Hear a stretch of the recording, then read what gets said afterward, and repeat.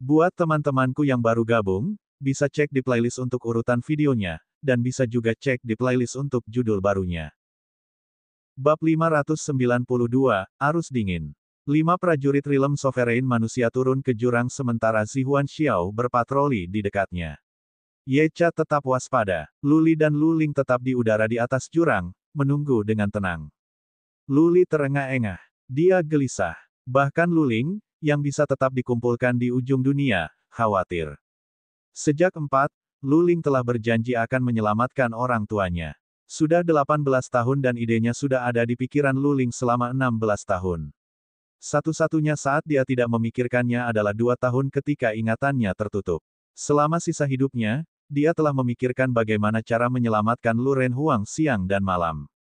Waktu terus berjalan. Luli dan Luling semakin khawatir. Merasakan emosi Luli, Little White bersikap. Itu bersembunyi di lengan Luli, menjulurkan kepala kecilnya dan melihat ke bawah. Waktu untuk 1 dupa untuk membakar telah disisipkan, lalu 3. Akhirnya, sudah 1 jam. The Ice Abyss seharusnya tidak terlalu dalam. Terakhir kali Dewa Meng pergi ke sana, ia kembali dalam waktu kurang dari 1 jam. Kali ini, mereka membutuhkan waktu lebih lama. Luli dan Luling merasa mereka hampir tidak bisa bernapas. Apakah kelimanya sampai ke dasar jurang? Wosh! Tiba-tiba, terdengar suara melengking. Kemudian 5 orang terbang. Luli menginspeksi dengan kekuatan batin sekaligus dan merasa sedih dengan apa yang dilihatnya. Hanya ada 5, asli 5. Orang tuanya tidak ada di antara mereka. Bisakah? Luli memikirkan sesuatu tetapi dia dengan cepat menyangkal gagasan itu. Jimat jade kehidupan Luren Huang masih utuh. Tidak mungkin dia mati. Apa itu? Luli bertanya segera setelah 5 terbang. Luling memandangi mereka dan tampak muram. Semua, kecuali kucing, membeku. Alis dan beruang mereka diputihkan. Mereka harus dihentikan oleh arus dingin. Dewa Meng berkata, menggelengkan kepalanya, arus dingin di sana terlalu kuat. Jumlahnya bertambah ketika kita masuk lebih dalam. Kucing sendiri tidak bisa melindungi kita berempat. Kita dibekukan berkali-kali dan bahkan energi suan kita dibekukan. Tanpa kucing, kita bahkan tidak bisa bangun di sini. Petik 2. Seburuk itu, Luli dan Yecha terkejut.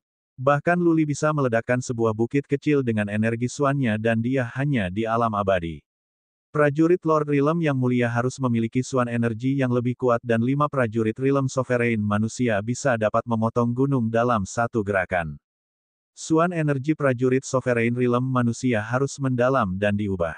Tapi arus dingin bisa membekukan energi suan mereka. Maka arus dingin pasti mengerikan. Luling sepertinya tidak panik. Dia bertanya pelan, apakah tidak ada jalan lain? Ada, God of Meng menjawab, menunjuk pada kucing, biarkan aku dan kucing pergi sendiri. Kucing akan memiliki terlalu banyak beban jika kita semua pergi bersama. Pertahananku cukup kuat. Dia akan baik-baik saja jika dia hanya harus menutupi untuk saya. Petik 2. Baik, Luli menjawab dengan cemas, kalau begitu kalian berdua harus pergi. Hati-hati, jangan mengambil risiko jika kamu pikir itu tidak mungkin. Jangan khawatir, Saint Lord. Dewa Meng mengangguk. Dia dan kucing saling memandang dan turun.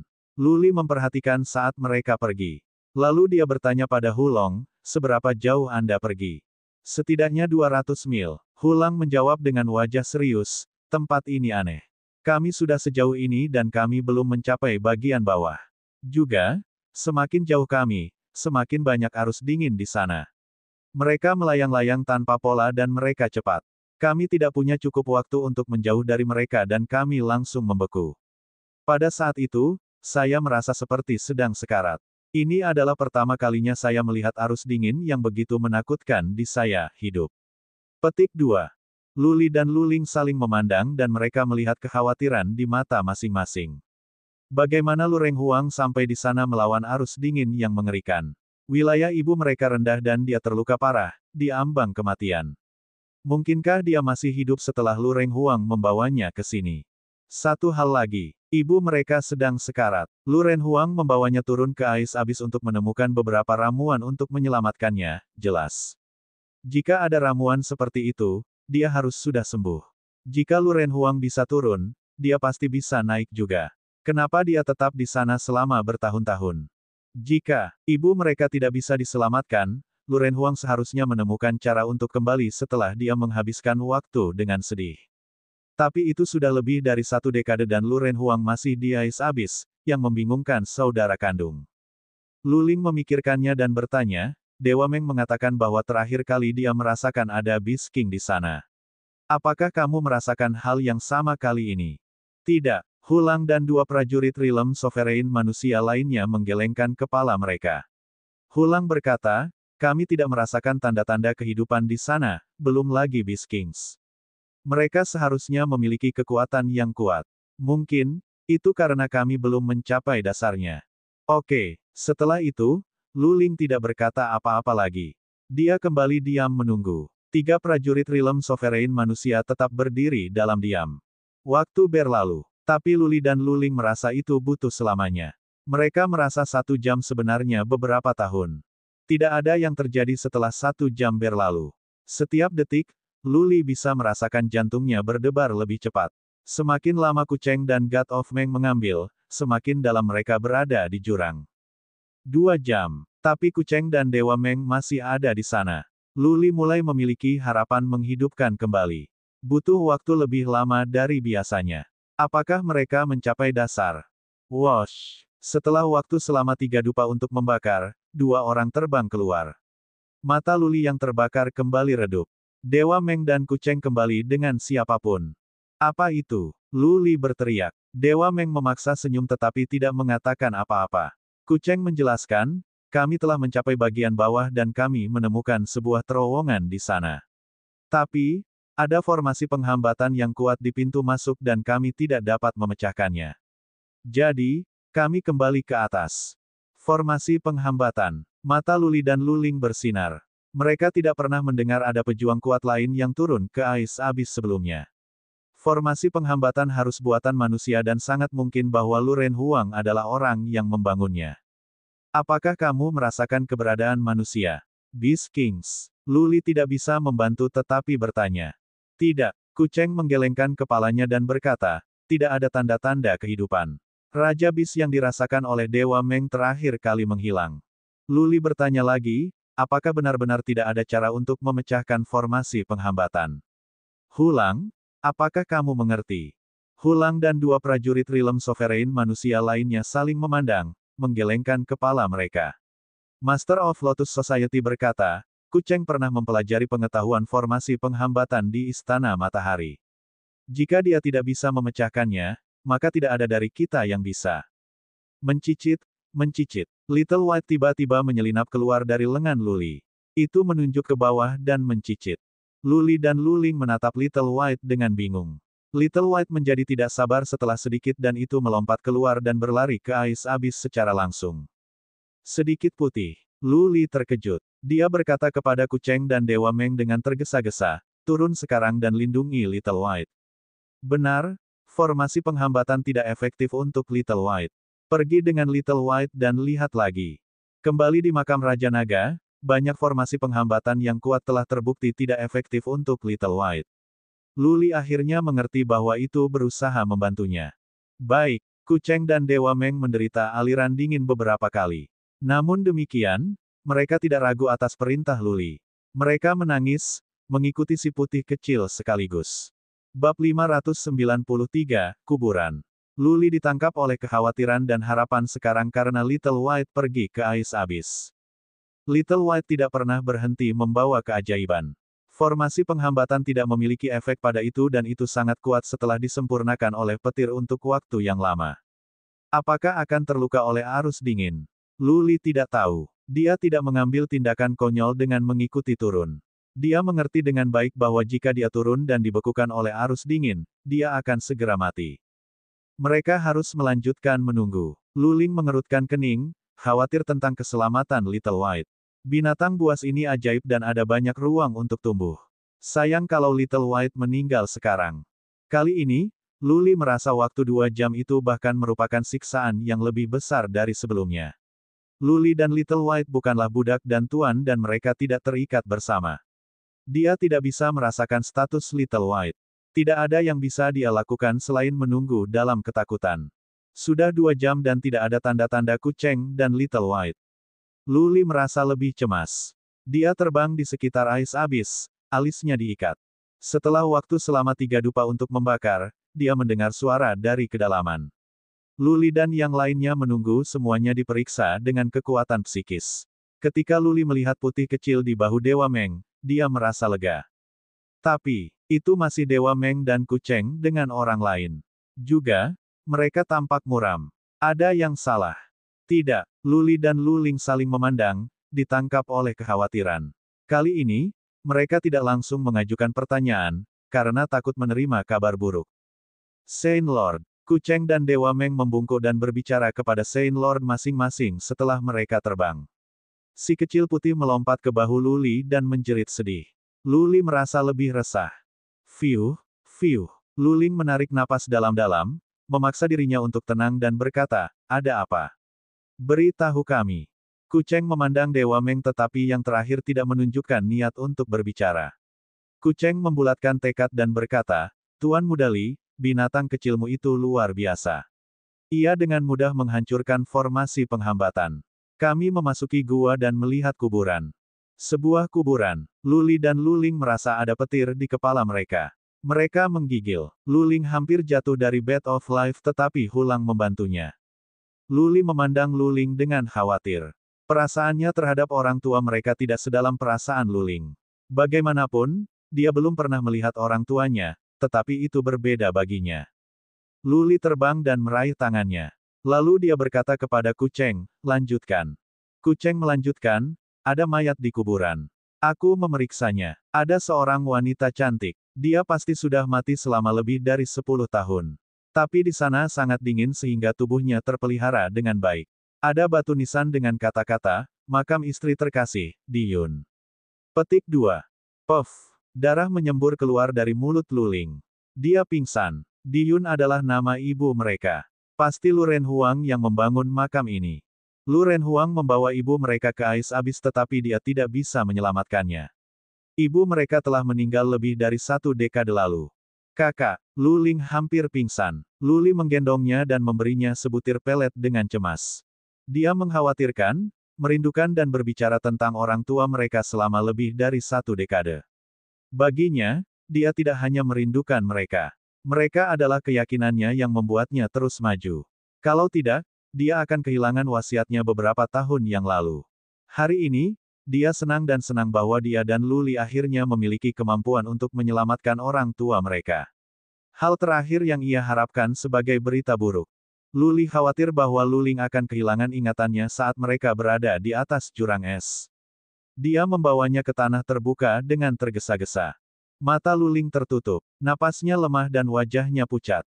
4 prajurit rilem manusia sovereign alam dari awan dataran menatapnya dengan ketakutan. Mereka semua adalah budak Lu Ling. Jika dia meninggal, mereka akan mati juga. Ibu sudah mati. Lu Li juga merasa muram. Dia bahkan tidak memiliki kesempatan untuk bertemu dengan ibunya. Bagaimana dia bisa meninggal begitu saja? Bagaimana mereka bisa mengetahui hal ini setelah lebih dari 1 dekade? Lu Ling beristirahat di lengan Lu Li untuk sementara waktu untuk 1 dupa untuk membakar sebelum dia berjuang berdiri. Dia berlutut di atas es. Melihat bahwa Lu Li tidak melakukan apa-apa, dia memarahi dengan dingin, Lu Li, berlutut. Lu Li berlutut. 4 prajurit rilem manusia sovereign rilem dari dataran awan saling memandang dan berlutut juga. Dewa Meng dan Yecha berpikir sebentar tetapi pada akhirnya mereka melakukan hal yang sama. Setelah semua, sains mereka berlutut. Bagaimana mereka bisa tetap berdiri? Ibu, aku putrimu, Lu Ling. Dengan saudaraku Lu Li, kami di sini untuk mengunjungi kamu. Lu Ling berkata dengan air mata di matanya. Lalu dia bersujud. Lu Li dan prajurit rilem sovereign manusia dan Yecha melakukan hal yang sama. Lu Ling bersujud selama 9 kali. Bahkan tanah sedingin es sedikit tenggelam. Setelah itu, Lu Ling tidak berdiri. Dia masih berlutut, linglung, begitu juga Lu Li. Prajurit alam manusia berdaulat lainnya merasa salah untuk melakukan sebaliknya. Dewa Meng dan Yecha merasa sedikit malu. Keduanya adalah pemimpin klan dan mereka telah hidup lama. Bahkan jika Ibu Lu Ling masih hidup, dia harus berusia lebih dari 30 tahun. Setelah waktu selama 3 dupa untuk membakar, Luling akhirnya berdiri. Luling menyuruh orang lain untuk menaikkan.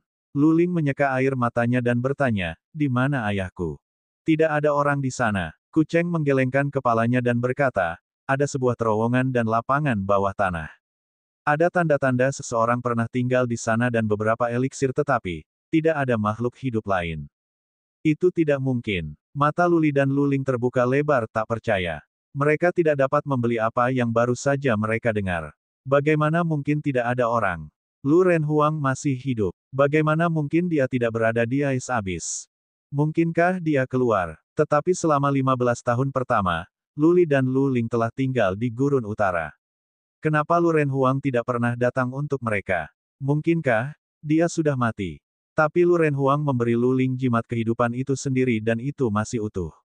Luling bertanya lagi dengan gugup, "Apakah kamu yakin tidak ada orang di sana? Apakah kamu mencari kemana-mana?" Dewa Meng berkata, "Iya, kami telah mencari kemana-mana dan kami memastikan tidak ada orang di sana. Tetapi ada satu hal lagi. Kami yakin ada seseorang yang tinggal di sana beberapa saat yang lalu. Ada beberapa lubang dan beberapa jejak orang yang hidup. Saya pikir siapapun yang tinggal di sana pasti pergi kurang dari sebulan yang lalu." Petik 2. Sebulan. Luli dan Luling mengerutkan kening. Lu Renhuang berada di Ais Abyss sebulan yang lalu. Luli jauh dari Gurun Utara selama waktu itu. Dia kebetulan berada di Awan Plains. "Kembali," kata Luli. "Mungkin saja Lu Renhuang pergi ke kota Ratu Ling. Lu Feixue ada di sana. Setelah Lu Renhuang keluar, dia pasti telah mengumpulkan beberapa informasi. Dia akan pergi ke Ling Empress City untuk menunggu mereka kembali." Luling memikirkannya dan berkata, "Luli, ayo pergi ke Ling Empress City sendirian. Kucheng dan kalian semua bisa menunggu kami." Itu tidak akan menawarkan mereka bantuan untuk berduka. Ibu mereka telah meninggal selama lebih dari 1 dekade sehingga keharusan adalah menemukan ayah mereka terlebih dahulu. Setidaknya, mereka bisa menanyakan detailnya. Untuk dapat bertemu Lu Renhuang adalah satu-satunya hal yang bisa membuat mereka nyaman. "Si Huanxiao!" teriak Luli. Si Huanxiao kembali dari kejauhan. Luli pergi dengan Luling. Sebelum mereka pergi, dia berkata kepada Dewa Meng dan Yecha, "Dewa Meng, bawa mereka kembali ke dunia yang sepi. Jangan sampai terbuka. Yecha, jalan dulu. Kita harus kembali ke kota Ling Empress City." Petik 2. Bab 594, Renhuang. Dengan bantuan Zi Huanxiao, identitas Luli dan Luling dirahasiakan. Zi Huanxiao mengatakan kepada para prajurit untuk meninggalkan area plaza kota dan semua prajurit yang kuat untuk tidak menggunakan kekuatan psikis. Siapapun yang melakukannya akan dianggap sebagai mata-mata dan dihukum mati. Luli dan Luling sangat ingin kembali ke Ling Empress City sehingga mereka harus mengambil formasi teleportasi. Zi Huanxiao diteleportasi ke Heaven Martial City terlebih dahulu untuk membuat pengaturan. Setelah itu, dia berteleportasi kembali untuk mengawal Luli dan Luling. Di Heaven Martial City, alun-alun itu kosong. Tidak ada orang di sana dan tidak ada yang menggunakan kekuatan psikis. Zi Huanxiao cukup terampil dalam hal ini.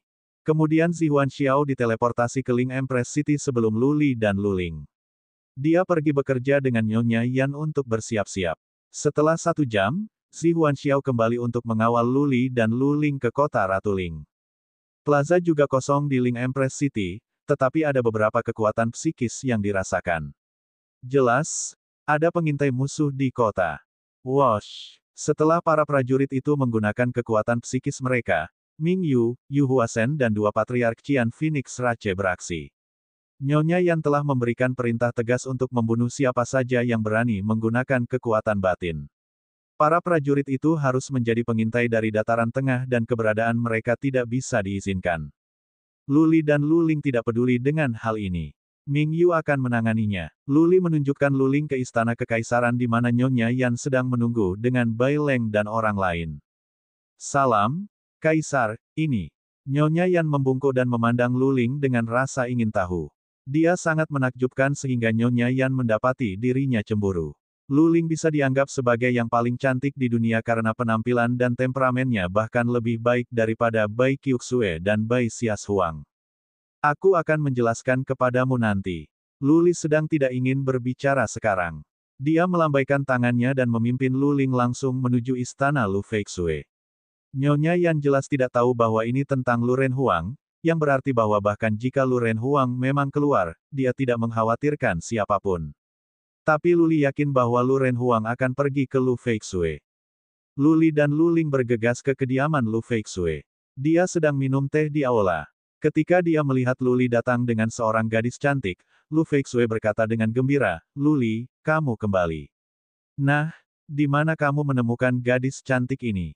Ups, Luli dan Luling saling memandang, pikiran mereka terbebani karena kecewa. Luli melepaskan Nyonya Yan dan yang lainnya sebelum dia bertanya kepada Lu Feixue, "Bibi, apakah kamu sudah melihat ayahku?" "Ayahmu?" Lu Feixue mengerutkan kening ketika dia bertanya, "Mengapa kamu bertanya? Apakah dia keluar?" "Kak," Luli memandang Luling dengan bingung. Menurut informasi yang diberikan oleh Ku Cheng, Lu Renhuang seharusnya keluar. Jika demikian, dia pasti telah mengumpulkan informasi dan dia harus datang dan mencari mereka. Kenapa dia tidak pergi ke Lu Feixue? Luling juga bingung. Cerdik seperti dia tidak dapat menemukan alasan. Tapi dia bereaksi cepat. Dia berlutut, bersujud kepada Lu Feixue 3 kali dan berkata, "Aku keponakanmu, Luling, Bibi." "Keponakan, Luling." Lu Feixue berdiri dengan bingung sejenak. Dia memeriksa Luling dari atas ke bawah dan matanya memerah. Dia datang untuk membantu Luling dan berkata, "Keponakanku, berdiri, tolong." "Luli, kamu telah menemukan saudaramu. Alangkah indahnya." Luli telah memberitahu Lu Feixue segalanya tentang Luling. Selama beberapa tahun terakhir, Lu Feixue ingin bertemu Luling. Dia peduli dan khawatir tentang keponakan ini. Dia begitu diliputi kegembiraan sehingga akhirnya bisa melihat keponakannya hari ini. Lu Feixue terisak terlalu banyak untuk berbicara. Luling menatapnya sambil tersenyum. Luli telah memberitahunya tentang bibi mereka dan Luling juga peduli padanya. Bagaimanapun, Lu Feixue adalah satu-satunya saudara perempuan ayah mereka. Lu Feixue menanyakan banyak hal kepada Luling sementara Luli terus berunding tentang Lu Renhuang sendiri. Menurut informasi yang diberikan oleh Ku Cheng, ayahnya seharusnya keluar selama kunjungannya ke Cloud Plains. Ada jejak orang yang tinggal di Ais Abyss yang berumur 1 bulan. Itu berarti, Lu Renhuang telah tinggal di sana selama lebih dari 1 dekade. Dia jelas tidak mati sekarang, tidak ketika dia bisa bertahan lebih dari 10 tahun. Secara teoritis, ketika seseorang terjebak selama lebih dari 10 tahun, hal pertama yang akan dia lakukan setelah keluar adalah mengumpulkan informasi.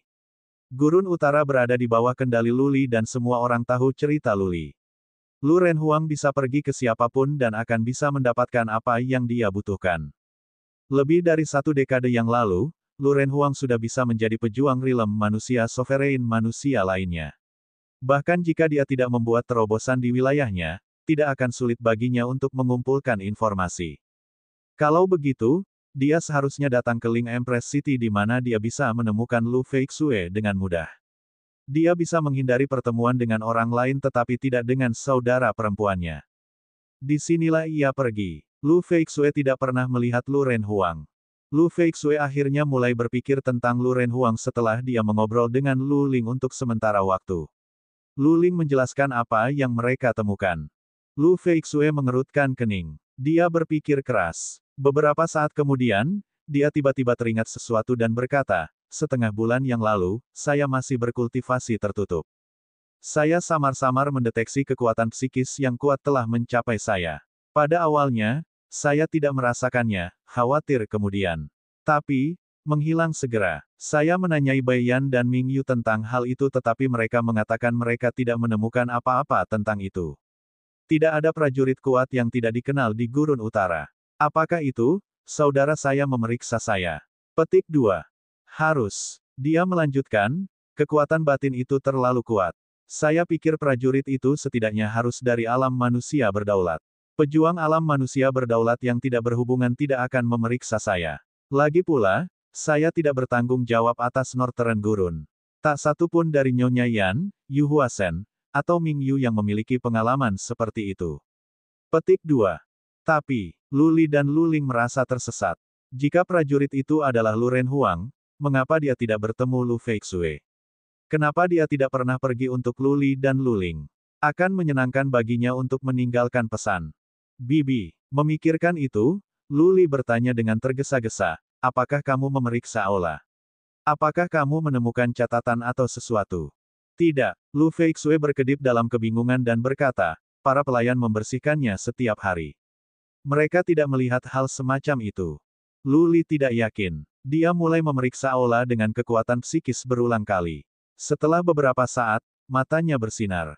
Dia terbang keluar dan berdiri di depan istana.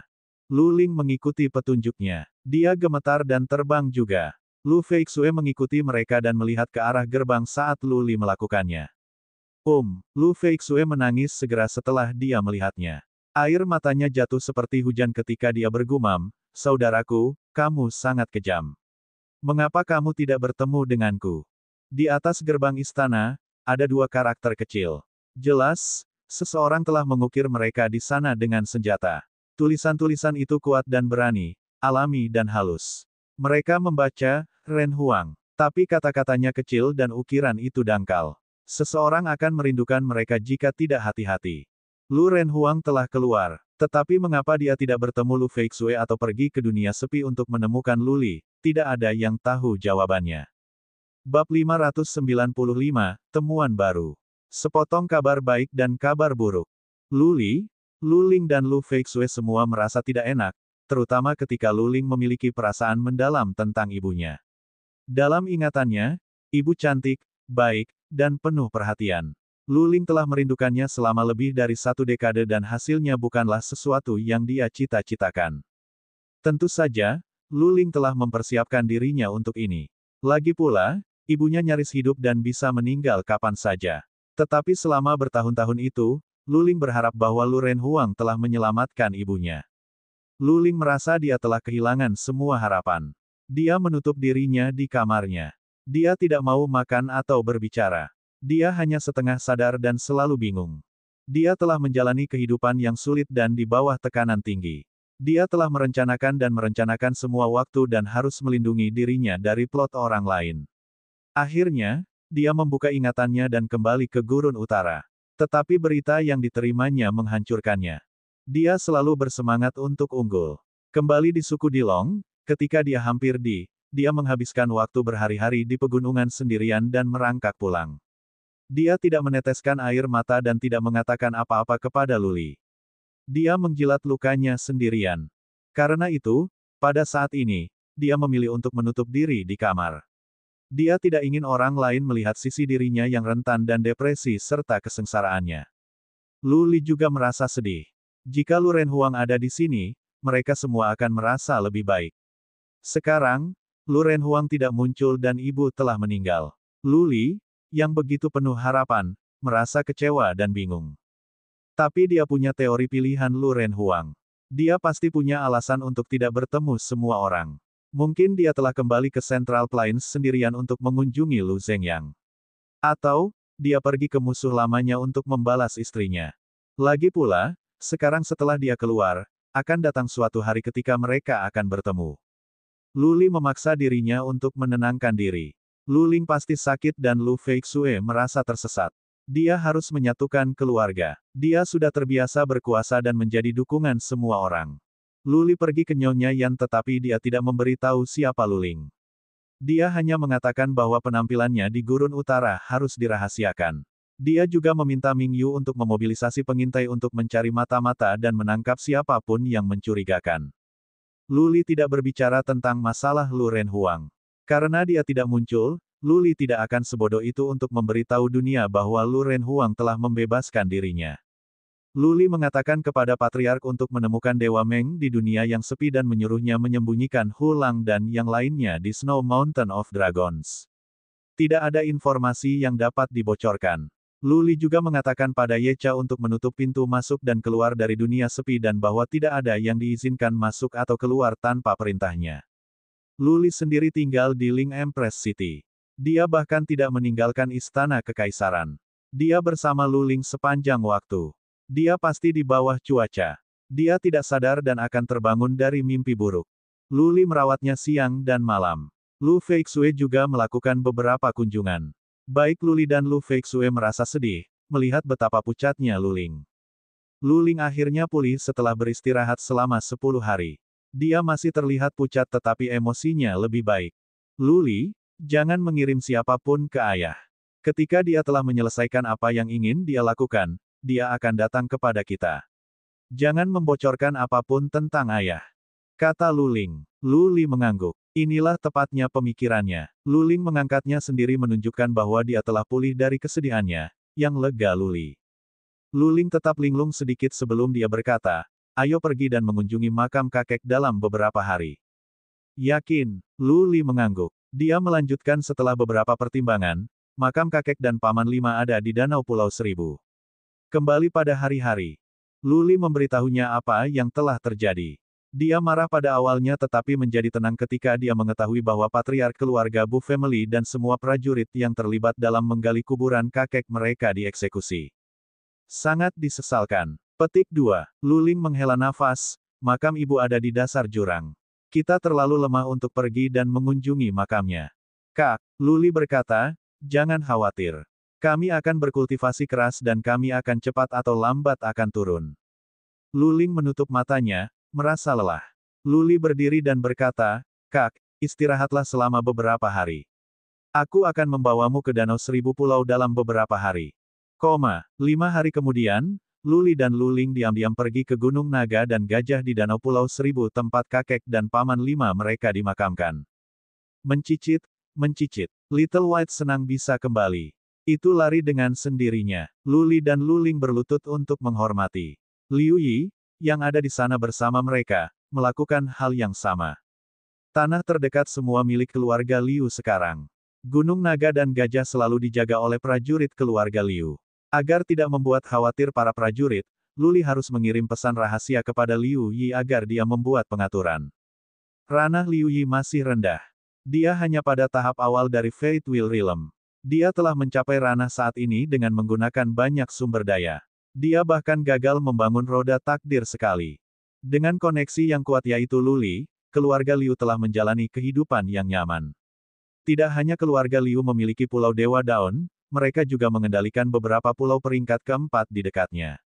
Nyonya Yan telah memberikannya kepada Liu Yi, tentu saja, karena Lu Li. Liu Yi bertemu Luling sebelumnya, tetapi dia menemukan Luling sangat asing. Itu bukan hanya karena kaki Luling diperbaiki dan dia telah mencapai Realm Lord Nobeem. Perasaan agungnya membuatnya Liu Yi merasa terintimidasi. Setelah mereka menyelesaikan ritual mereka, Luling menatap Liu Yi dan memperhatikan bahwa yang belakangan masih perawan. Luling memandang Lu Li tetapi tidak mengatakan apa-apa. Kembali pada hari-hari, Liu Yi berusaha mengejar Lu Li. Luling bahkan bercanda bahwa dia bisa mengambil Liu Yi sebagai selir tetapi bukan istri. Kak, aku pernah tinggal di sini selama beberapa waktu. Apakah kamu ingin tinggal sebentar untuk bersantai? Kata Lu Li, menunjuk ke sebuah istana di kejauhan. Liu Yi memiliki seseorang yang menjaga istana dan itu selalu dibersihkan. Terkadang, dia akan tinggal di sini selama beberapa hari sendiri. Itu masih dalam kondisi bagus. Tentu, Ling Empress City adalah tempat yang ramai. Tidak nyaman bagi mereka untuk berjalan-jalan. Luling pergi ke kastil di puncak bersama Lu Li. Liu Yi datang sebelumnya. Dia menyuruh penjaga untuk menjauh, hanya menyisakan 2 pelayan dan seorang juru masak. Di paviliun di luar kastil, papan Go masih siap. Lu Li memperhatikan bahwa itu adalah yang sama yang dia mainkan sebelumnya. Dia berkata kepada Luling sambil tersenyum, Kak, ayo main. Aku sudah membaik. Aku ingin tahu apakah aku bisa mengalahkanmu. Itu adalah pertama kalinya Luling tersenyum. Dia menggelengkan kepalanya dan berkata, sama seperti sebelumnya, Anda mendapatkan 13 langkah awal. Mereka berjalan ke paviliun. Liu Yi menyajikan teh untuk mereka secara pribadi dan kemudian tinggal menonton mereka bermain. Pertandingan berlangsung selama 1 jam. Akhirnya, Lu Li menyerah dan berkata, baiklah sekarang. Aku meminta rasa malu untuk bermain denganmu. Liu Yi tertawa. Dia akan bertanya kepada mereka tentang rencana makan malam ketika seseorang datang. Lu Li mengerutkan kening dan memperhatikan bahwa itu adalah Ye Cha. Dia bertanya, apa yang perlu kamu datang sendiri? Ye Cha berdiri di depan Lu Li, menangkupkan tinjunya dan berkata, beberapa hari yang lalu, sebuah gunung berapi di perbatasan tenggara dunia yang sunyi meletus. Beberapa makhluk aneh telah muncul. Dewa Meng pergi untuk membunuh mereka dan menemukan sebuah dia membawa seseorang bersamanya dan menemukan dunia kecil lain, tanpa batas.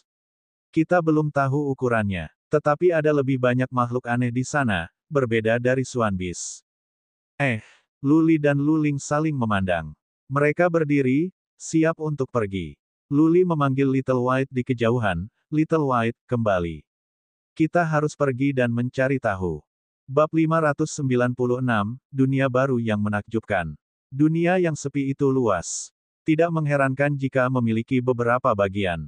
Ada 3 yang ditemukan dan yang terhubung ke Central Plains dihancurkan di bawah komando Luli. Dia tidak berharap bahwa yang baru akan muncul. Jika bagian baru ini terhubung ke dataran tengah atau dataran lain, Luli tidak akan terlalu memikirkannya dan akan menghancurkannya. Tapi itu terhubung ke dunia kecil baru, yang besar dengan banyak makhluk aneh. Luli sangat tertarik. Kenapa begitu? Dunia kecil seperti ini biasanya berarti harta berharga. Siapa yang tidak menginginkan sumber daya untuk penanaman? Dengan lebih banyak sumber daya, akan ada prajurit yang lebih kuat. Tidak hanya semua yang bekerja untuk Luli bisa mendapatkan keuntungan, dia sendiri juga bisa melihat kemajuan di wilayahnya. Lu Renhuang tidak akan kembali ke Gurun Utara segera setelah dia berurusan dengan masalahnya sendiri. Istrinya telah meninggal dan Luli dan Luling tidak bisa lagi turun ke Ais Abyss sekarang. Luling telah bertemu Lu Feixue sehingga tidak ada yang bisa dia lakukan di sini. Dia berencana untuk mengunjungi dunia yang sepi dan kemudian kembali ke Cloud Plains. The Cloud Plains baru saja disatukan. Dia tidak akan melepaskan perintahnya. Dia tidak bisa tinggal terlalu lama. Dia harus mengambil alih komando di sana. Banyak formasi teleportasi telah dibangun. Mudah baginya untuk datang ke Gurun Utara, yang hanya akan memakan waktu setengah hari. Tidak ada bedanya di mana dia tinggal, awan dataran atau Gurun Utara.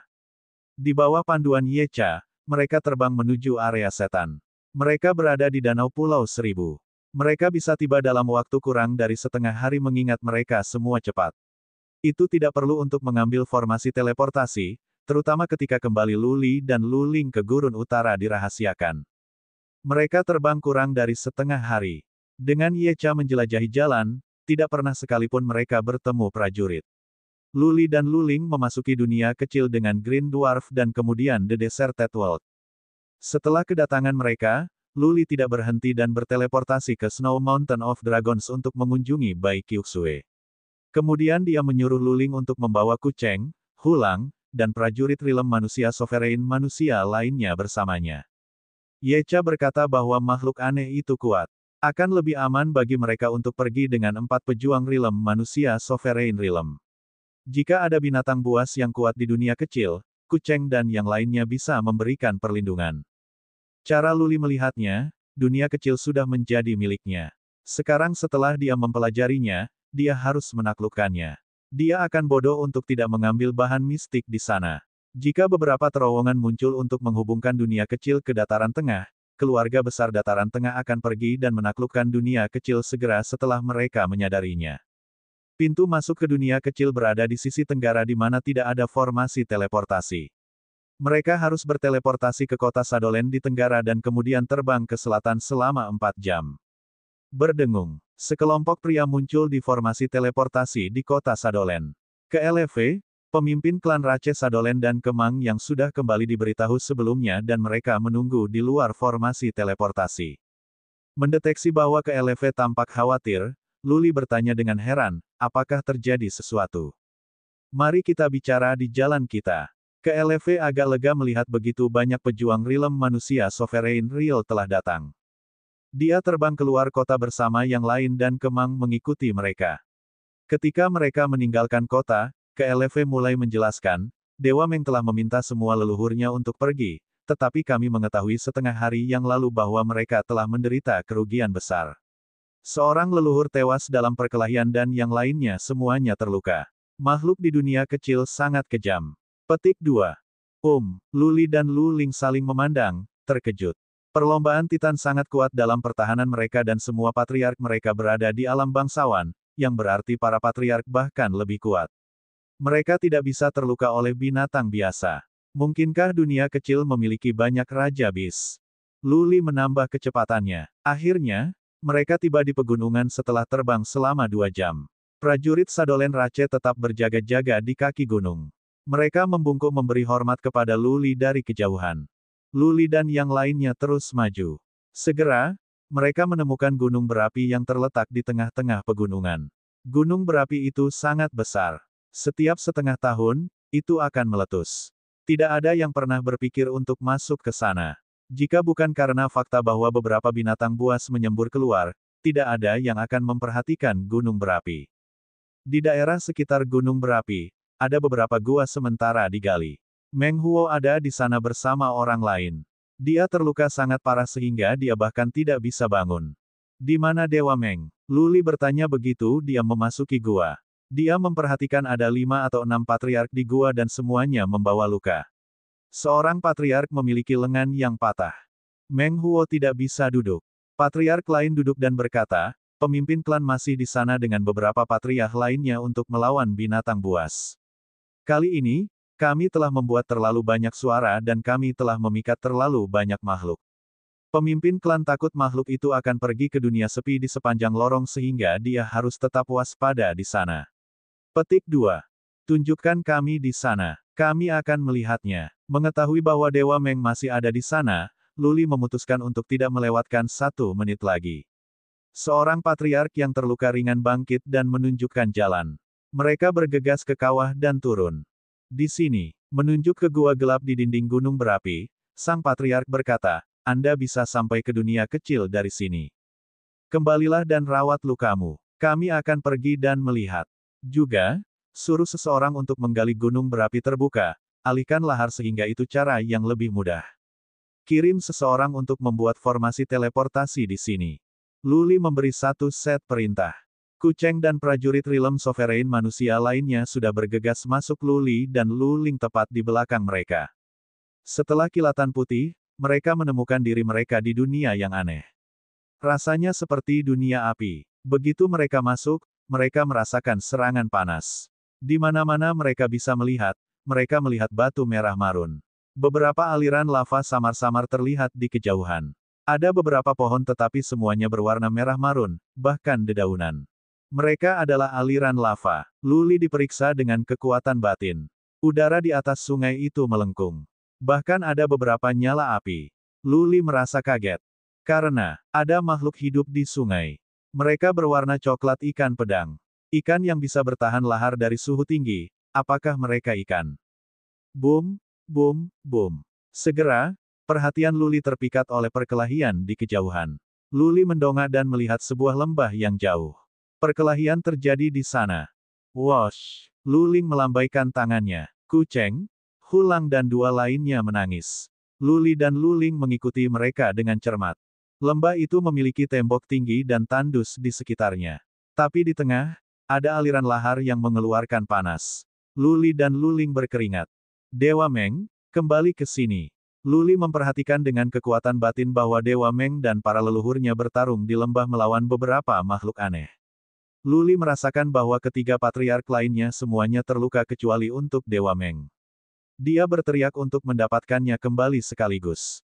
Mundur. Mendengar suara Luli, Dewa Meng merasa lega. Dia jatuh kembali dengan 3 patriark sekaligus. Kuceng, Hulang dan 2 prajurit Rilem manusia sovereign lainnya mengambil tempat mereka. Luli melihat perut seorang patriark ditikam dan dada serta punggungnya penuh luka. Itu mengkhawatirkan. Luli juga melihat tubuh makhluk yang tak terhitung jumlahnya tergeletak di lembah. Dia bertanya, bagaimana bisa begitu buruk? Ada ribuan makhluk seperti ini. Ribuan. Dewa Meng mengatakan kepada ketiga leluhurnya untuk merawat luka-luka mereka dan melanjutkan, mencibir, kami telah membunuh lebih dari 1000. Harus ada lebih dari 10.000 di sisi lain lembah. Saint Lord, jika kau datang nanti, aku akan tidak bisa bertahan. Aku bisa bertahan setengah hari, paling banter. Aku harus pergi dan menghancurkan lorong itu. Petik 2. Bab 597, Inferno. Sebanyak itu, Luli sudah mengamati dengan kekuatan psikis.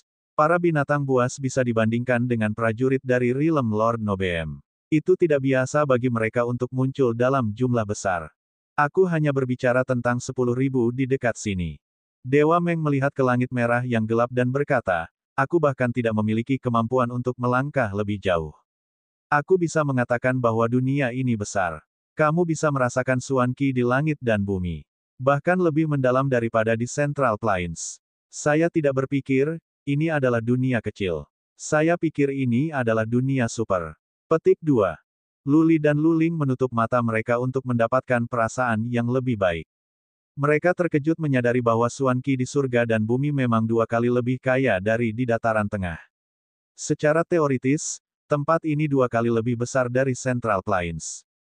Dalam keadaan normal, semakin besar tanah, semakin tebal Xuan Qi. Gurun utara memiliki lapisan tipis Xuan Qi dan awan dataran jauh lebih tebal. Di dataran tengah, Xuan Qi bahkan lebih mendalam daripada di dataran awan. Tentu saja, ada pengecualian. Dunia kecil tempat tinggal Cian Phoenix Rache dan Mammoth Rache jauh lebih kecil daripada gurun utara. Meski begitu, Xuan Qi dunia kecil itu kaya. Tapi Luli dan Luling lebih suka percaya bahwa dunia kecil baru ini memiliki beberapa sifat khusus daripada lebih besar daripada Central Plains. Mereka berpikir bahwa fitur khusus itulah yang membuat Xuan Qi mendalam. Bagaimanapun, dataran tengah sudah besar. Jika dunia baru ini lebih besar dari itu, maka itu akan menjadi alam semesta lain, bukan dunia kecil. Apakah ada orang dalam sejarah yang pernah menemukan dunia kecil sebesar surga terbalik semesta? Luli tidak bisa tidak bertanya kepada Dewa Meng. Jika demikian, Luli akan berencana menghancurkan jalan itu. Semakin besar dunia, semakin kuat makhluk yang hidup di dunia. Jika dunia baru memiliki makhluk sekuat prajurit bumi abadi bumi dan jumlahnya besar, maka dunia baru akan menimbulkan ancaman serius bagi Heaven Reverse Universe. Begitu makhluk-makhluk kuat di dunia baru menyadari bahwa itu disusupi oleh para pejuang dari alam semesta langit terbalik, makhluk-makhluk itu akan dilacak kembali ke terowongan. Mereka bisa memaksa masuk ke Heaven Reverse Universe, yang akan membawa bencana. Tidak, Dewa Meng berkata setelah beberapa pemikiran, ada dunia kecil yang tak terhitung jumlahnya ditemukan di Central Plains. Hampir semua keluarga besar telah mengendalikan satu atau bahkan lebih dari selusin dunia kecil. Yang terbesar yang saya tahu hanyalah ukuran awan. Dataran. Petik 2.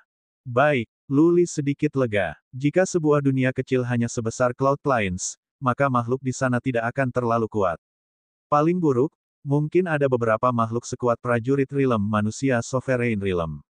Luli bisa menghadapinya. Jika dia punya kesempatan dan dia perlu, dia bisa pergi dan menghancurkan lorong nanti. Luling memikirkannya dan berkata, kita harus hati-hati. Luli, aku akan mengambil kendali di sini. Kamu pergi dan membuat beberapa pengaturan. Luli mengerti pengaturan seperti apa yang ada dalam benak Luling. Dia mengawasi ke lembah sebentar dan melihat bahwa Kuceng dan 3 lainnya bisa berurusan dengan makhluk dengan mudah. Mereka mendorong makhluk-makhluk itu kembali. Luli merasa dia bisa bernapas lagi. Kak, hati-hati, Luli berkata dan kembali ke dunia sepi melalui terowongan. Kembali ke gunung berapi, Luli memperhatikan bahwa Kemang dan KLV telah mulai membuat ilusi.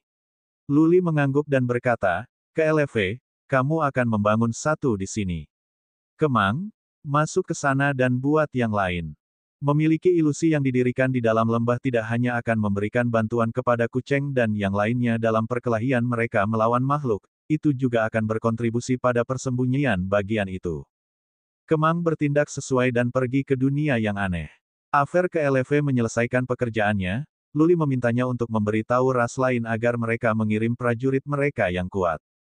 Apakah Luli akan menaklukkan dunia atau melindungi dirinya sendiri? Dia akan membutuhkan barang. Luli tinggal di pintu masuk. Jika ada yang tidak beres di dalam, setelah Luling dan yang lainnya keluar, dia bisa menghancurkan lorong itu segera sehingga makhluk-makhluk di dunia tidak bisa sampai ke dunia sepi. Wilayah Sadolen Rache ada di dekatnya. Kemang mengirim seseorang untuk menyampaikan pesan dan banyak dari klannya tiba dalam beberapa jam. Mereka entah di alam abadi atau alam mulia. Perlombaan Sadolen memang tidak kuat. Mereka memiliki beberapa prajurit kerajaan Noble Lord. Tetapi jumlah prajurit Eternal Realm yang datang mencapai lebih dari 100. Gali gunung berapi. Luli memerintahkan prajurit perlombaan Sadolen. Pada saat yang sama, Luli meminta ke LV untuk membangun ilusi yang lebih besar di dekatnya. Bahkan jika beberapa makhluk kuat muncul, mereka bisa terjebak untuk sementara waktu. Ratusan pejuang alam kekal melompat untuk bekerja dengan cepat. Menjadi hangus dan basah oleh lava panas sepanjang tahun, dinding-dinding gunung berapi sangat kaku. Luli harus meminjamkan senjata surgawi kepada seorang patriark perlombaan Sadolen bagi mereka untuk menambah kecepatan mereka. Tidak peduli seberapa keras dinding itu, mereka masih akan jatuh di bawah penggalian konstan oleh sekelompok prajurit yang kuat. Segera, salah satu dinding retak dan parit digali. Lava dialihkan, menurunkan suhu di pintu masuk. Lambat laun, prajurit yang lebih kuat dari ras lain terbang setelah berteleportasi ke kota Sadolen. KLV hampir selesai dengan pekerjaannya. Luli membawa Cekar, Mengzi, Yehu dan beberapa orang lainnya masuk. Luli tidak membawa prajurit Rilem abadi yang hanya akan menemui kematian mereka sendiri ketika prajurit Noble Lord Rilem dari balap Titan tidak dapat dengan mudah menang melawan makhluk-makhluk itu. Begitu mereka memasuki dunia kecil, mereka semua terkejut. Mereka merasa ini adalah dunia api. Dimanapun mereka memandang, mereka melihat warna merah gelap. Aliran lava berlimpah dan panas di udara mencekik. Bahkan makhluk-makhluk di ujung lain lembah memiliki warna merah api. Ini pasti seperti apa rupa seorang inferno. Yehu berseru. Menurut cerita rakyat Gurun Utara, ada 18 lapisan neraka dan salah satunya adalah inferno. Dikatakan mengerikan, pasti tempat ini sangat berharga. Benar, inferno adalah nama yang tepat untuk ini. Luli mengangguk setuju. Dia berjalan menuju lembah tempat Luling berada. Dia bisa melihat Kemang membangun ilusi di kejauhan. Kemang sudah lama datang dan dia masih bekerja. Ilusi yang dibangunnya harus kuat. Lagi pula, yang ia bangun di Gunung Mist hanya membutuhkan waktu 1 jam. Luling dan Dewa Meng sedang berdiri di pintu masuk lembah. 3 patriark dari balap Titan masih belum pulih dari luka mereka. Pertempuran di dalam lembah masih berlangsung. Tetapi tidak sulit bagi Kuceng dan 3 lainnya untuk melawan makhluk-makhluk itu. Apa monster itu? Mereka tidak seperti binatang Suan. Cekar, menatap kerumunan binatang, bertanya dengan heran. Prajurit lain memiliki kebingungan yang sama. Makhluk itu tidak besar. Mereka tampak menyerupai penampilan macan tutul tetapi mereka hanya memiliki 1 mata yang ditempatkan secara vertikal. Tubuh mereka tampaknya tidak terbuat dari otot, melainkan, mereka tampak seperti batu merah gelap. Ketika mereka dibunuh oleh Kuceng dan 3 lainnya, makhluk itu akan runtuh menjadi potongan-potongan batu berwarna merah marun. Tidak ada darah. Lebih aneh lagi, makhluk-makhluk itu tidak hanya memiliki kehidupan, tetapi juga jiwa. Meskipun makhluk itu tampaknya terbuat dari batu, bagian-bagian mereka tidak terpisah. Batu-batu diintegrasikan bersama. Seolah-olah makhluk itu adalah bola api yang gesit bergerak dan cepat. Mereka memiliki tanduk yang tajam di kepala mereka. Mereka terutama mengandalkan cakar dan tanduk kecapi untuk menyerang. Tanduk yang tajam itu kaku dan keras. Tatapan dingin terus memantul dari mereka. Apakah bebatuan berubah menjadi makhluk hidup? Meng Zi bergumam. Luling menggelengkan kepalanya dan berkata, ini bukan batu. Mereka adalah organisme kehidupan nyata. Dunia ini penuh dengan keajaiban. Meskipun mereka terlihat seperti batu, mereka masih otot. Tapi saya pikir tanduk mereka kaku dan tajam. Mereka dapat digunakan dalam pembuatan artefak kelas Suan Surga, atau bahkan artefak kelas Suan Suci. Jika kita dapat menaklukkan dunia kecil, saya pikir tanduk itu saja dapat membuat kita kaya. Petik 2. Bab 598, Formasi Kuno. Kelas Surga atau Kelas Suci. Semua orang terinspirasi oleh prospek. Yehu pergi untuk mendapatkan beberapa tanduk kembali. Dia mengeluarkan senjata kelas surga dan memotongnya di tanduk. Dentang, dentang. Dengan suara teredam, senjata Yehu memantul dari pasukan, meninggalkan jejak percikan di klakson. Setelah selesai, mereka memeriksa tanduk dengan hati-hati dan kagum melihat bahwa tidak ada bekas yang tertinggal di tanduk itu. Biarkan aku mencoba. Luli mengeluarkan senjata surgawi Raja Naga dan memotong tanduk di tanah. Setelah keributan, Luli merasa dia tidak bisa lagi memegang senjatanya. Mereka melihat tanduk dengan semangat yang meningkat. Di bawah dampak kuat dari senjata surgawi Dragon King, hanya penyok ringan muncul di tanduk. Luar biasa. Bahkan Luli tidak bisa membantu tetapi berseru. Taji bertulang itu sekuat tajam. Letakkan pegangan di atasnya dan itu bisa digunakan sebagai Heaven Grade Suan artifak tanpa harus disempurnakan. Jika itu bisa disempurnakan di tangan pengrajin ahli dan ditambah dengan bahan lainnya, beberapa artefak kelas Suan suci dapat diproduksi. Artefak surga tingkat Suan sudah berharga. Prajurit Real Eternal Realm bahkan tidak memiliki kesempatan untuk membawa satu. Artefak kelas suci Suan sedikit dan jarang. Hanya murid dari keluarga besar yang dapat memilikinya. Keluarga patriark, keluarga kecil atau ras bahkan tidak bisa memilikinya. Jika mereka bisa menaklukkan dunia kecil, mereka bisa menghasilkan kekayaan hanya dengan menggunakan taji tulang. Pavilion of Delicacy telah menghentikan bisnis mereka dengan Luli. Tapi Luling memiliki awan Plains sekarang dan mereka bisa berdagang dengan Serenity Plains dan Frost Plains. Itu nyaman untuk melakukan perjalanan dari dataran awan ke dataran tengah. Bisakah Istana Samsara menyegel awan dataran atau menghentikan semua keluarga besar untuk melakukan bisnis dengan Luli dan Luling? Selama ada artefak yang berharga dan keuntungan yang harus dikejar, banyak keluarga akan mengambil risiko menyinggung Istana Samsara untuk diam-diam berdagang dengan Luli dan Luling. Luling melambaikan tangannya dan berkata, "Jangan terlalu senang sekarang. Kami belum memiliki pemahaman yang jelas tentang situasi dunia kecil. Hal-hal itu dapat dikerjakan di masa depan." Wosh! Seorang pria bergegas keluar dari lembah. Itu adalah Yecha. Luli bertanya, "Bagaimana? Ada 5 atau 6 ribu lebih dari macan api dan kita akan membutuhkan setidaknya 1 hari untuk membersihkannya. Tidak ada lagi macan api yang datang dari ujung lembah sekarang." Yecha menyatakan situasinya. Luling mengangguk, mengakui kemampuan Yecha. Lembah itu penuh dengan makhluk aneh. Fakta bahwa Yecha dapat menembusnya adalah bukti nyata bahwa Qian Phoenix Rache memiliki pengintai terbaik di dunia. Luli dan Luling lega mengetahui bahwa hanya 1 hari diperlukan untuk mengalahkan semua macan api. Dengan tidak ada lagi macan tutul api yang datang, pintu masuk bisa terkendali. Sedangkan untuk masa depan, itu bisa diselesaikan setelah semua macan tutul api dibunuh. Fire Leopard. Luli menerima nama itu. Dia mulai mengamati pertarungan. Macan tutul api cukup kuat dalam pertahanan mereka. Jika bukan prajurit Realm Sovereign manusia menyerang mereka, mereka bisa sangat sulit untuk ditangani untuk prajurit Realm Lord Realm. Aku akan pergi dan membantu mereka. Dewa Meng telah pulih banyak setelah istirahat singkat. Dia bergegas menuju lembah. Cekar dan yang lainnya juga mengikuti. Mereka semua berasal dari ras khusus di dunia sepi dan masing-masing memiliki kemampuan unik mereka. Jika mereka bisa membantu prajurit Realm manusia Sovereign Real dengan cara mereka, itu akan menjadi yang terbaik. Luli telah berpikir untuk berpartisipasi dalam pertarungan sendiri sehingga dia bisa terus mempelajari keterampilan menghancurkan jiwa. Tapi itu adalah lembah yang sempit dan kehadirannya akan menambah kekhawatiran para prajurit Realm manusia Sovereign. Luli memutuskan untuk tidak pergi kali ini. Mereka yang tidak berkelahi menunggu di luar lembah. Setelah 6 jam, Kemang akhirnya menyelesaikan pekerjaannya. Dia kelelahan. Dia merilis beberapa energi Suan. Tanah di luar lembah mulai berubah, begitu pula pandangannya. Bagus. Sangat mengesankan. Luling melihatnya dan terkejut oleh pemandangan itu. Yang lain terpana dengan apa yang mereka lihat juga. Luli melihat sekali. Dia memberi Kemang acungan jempol dan berkata, "Itu menakjubkan. Itu adalah sebidang tanah datar raksasa di luar lembah. Tetapi semuanya telah berubah. Itu telah berubah menjadi jurang yang menakutkan. Dari tempat mereka melihat, mereka tidak bisa melihat dasar jurang yang dipenuhi dengan cahaya merah dan suasana kesuraman yang keras. Yang lebih mengejutkan adalah bahwa, ketika mereka melihat ke bawah, mereka semua merasakan bahaya yang fatal.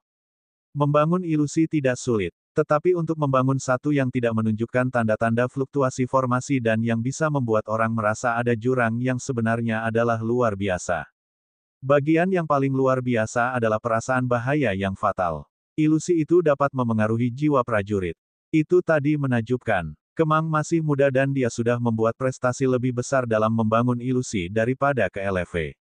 Kemang pantas dianggap sebagai bakat langka untuk perlombaan Sadolen. Dewa Meng, biarkan api macan lewat dan mari kita lihat. Luli menyuruh orang lain untuk mundur ke pembukaan lembah.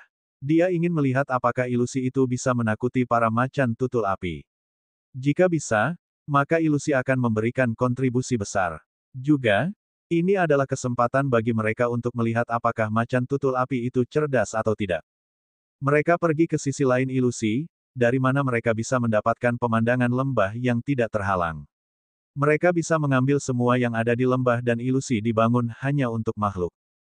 Dewa Meng membiarkan satu atau dua api macan dengan sengaja. Dia bahkan menendang salah satu dari mereka dan itu berguling ke tepi jurang ilusi. Wosh! Macan tutul api bangkit dengan teror yang tampak di matanya. Dia melirik ke jurang yang dalam dan kemudian kembali ke jalan semula. Itu sama untuk dua macan api lainnya. Mereka melihat jurang dari kejauhan dan berbalik, berlari ke arah Dewa Meng. Itu sangat bagus. Luli dan yang lainnya melihat dengan jelas ketakutan di mata macan tutul api. Dia bahkan lebih puas dengan ilusi kemang.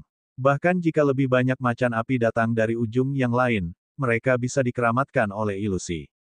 Setidaknya, jalan menuju terowongan itu aman. Setelah semua macan tutul api dibunuh, Kemang, silakan pergi ke pembukaan lembah dan membangun ilusi lain seperti ini. Kata Luli. Jika ujung lain lembah memiliki formasi yang sama seperti ini, maka tempat itu dapat digunakan sebagai base camp. Mereka bisa memperluas base camp secara bertahap dan kemudian mengambil alih seluruh dunia. Dunia itu besar, pasti ada banyak bahan berharga, sumber daya tanpa akhir. Berapa banyak prajurit yang dapat mengambil manfaat dari ini? Juga, ini dapat digunakan sebagai alternatif untuk retret. Dunia terhubung ke dunia sepi. Dalam 10 tahun, jika keempat kekuatan terbukti tidak terkalahkan, maka Luli bisa mundur ke dunia sepi dan menghancurkan lorong. Dengan sumber daya dari dunia baru dan dunia sepi, sudah lebih dari cukup bagi mereka untuk menjalani kehidupan yang nyaman. Kemang berpikir keras. Setelah beberapa saat, dia menggelengkan kepalanya dan berkata, formasi ilusi ini tidak cocok untuk ujung lainnya. Biarkan saya kembali dan menyiapkan beberapa bahan. Saya akan bekerja dengan kakek saya dan membangun formasi surgawi kuno. Jika kita dapat membuat itu bekerja, bahkan prajurit Realm Sovereign manusia tidak bisa melihatnya. Kita akan jauh lebih aman di sini. Petik 2. Baik, Luli memberikan persetujuannya, silakan. Katakan padaku jika kamu butuh sesuatu dan aku akan mencoba untuk mendapatkannya untukmu. Jika kamu bisa, aku akan menghadiahimu banyak. Aku bersyukur, Saint Lord. Kemang sangat gembira dan segera pergi. Dunia kecil harus memiliki lebih dari cukup bahan berharga. Jika dia bisa membuat kontribusi besar, perlombaan Sadolen akan mendapatkan bagian besar dari bahan mistis, cukup untuk perlombaan untuk naik dan melambung cepat. Bab 599, cobalah. Semua macan tutul api dihilangkan setelah sehari. Kuceng dan 3 lainnya lelah. Mereka telah membunuh lebih dari 10.000 macan tutul api secara total.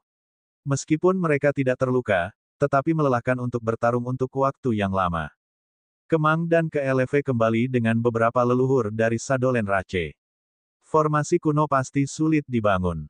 Luli mengirim seseorang untuk membersihkan ladang dan mengumpulkan semua taji tulang yang semuanya bisa berubah menjadi kelas surga atau bahkan artefak kelas Suan Suci.